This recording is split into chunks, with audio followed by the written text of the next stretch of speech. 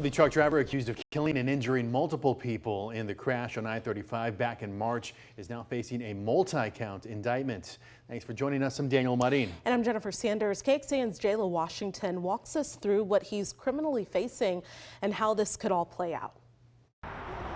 Concepcion Joaquin, a mother of 11, is just one of at least 5 people killed a few months ago in the deadly pileup crash on I-35. 11 others were also hurt.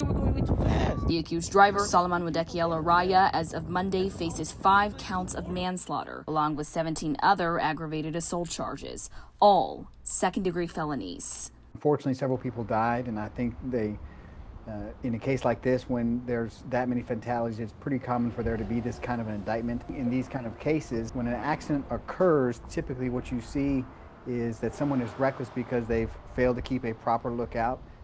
They've failed to control their speed. Gene Anthis, a criminal defense attorney in Austin who is not connected to the case, has followed it closely.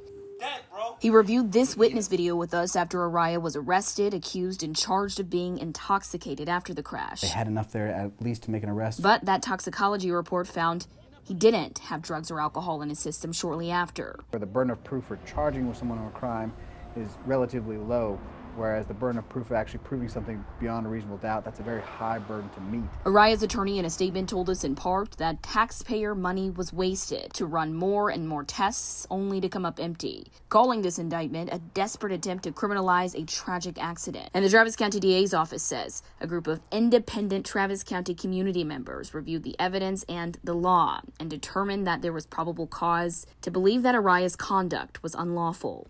Cases when there's fatalities, it's very difficult because the jury wants to hold somebody accountable. Jayla Washington, KXAN News.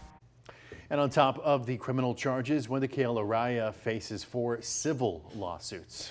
Going in depth here, in most felony cases, Texas law requires that a grand jury take action before a case is brought to trial. If the grand jury decides there is enough evidence, it will return an indictment, and then the case will be sent to a trial court.